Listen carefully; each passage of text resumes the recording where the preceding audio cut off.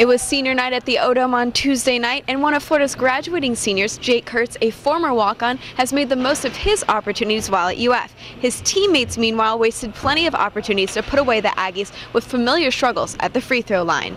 The Gators struggled offensively in the first half, not getting any points on the board until about 4.5 minutes in, as they trailed the Aggies 10-0. Florida shot just 39.1% from the field in the first half and 36.4% from beyond the arc.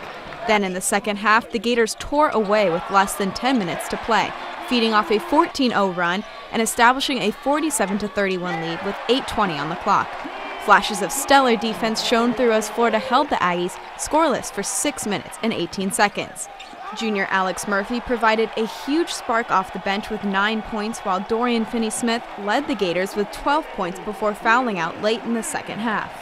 We go through spurts where we play really hard and play with a lot of energy. Obviously, you want to do that consistently for 40 minutes. But I think we did that for a solid amount of time right there, and that's what led to that run. The comfortable lead slipped away, though, as 4 Gators stepped to the free throw line for 18 shots in the game's final 2 minutes. Texas A&M cut a 14-point lead to 4 points in 92 seconds, threatening a senior night win as time expired. Florida, the SEC's worst free throw shooting team, sank just 7 of 16 free throws. The team finished 52.4% from the line. I think that in the second half in particular has been a real microcosm of our team mentally. You know, we're not a mentally strong team, and I'm happy that those guys were there. I'm happy that Chioza had to deal with that, and Casey Hill. At the end of the game, you can't just take 2 point guards off the floor from a ball handling standpoint. So at some point, those guys got to make free throws.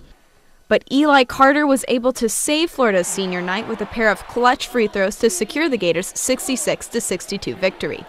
The win puts them back at 500 and closes the season at home 11-5 at the O'Connell Center. Florida has now won 2 consecutive games, the first time it's done that since beating Arkansas and Alabama in late January.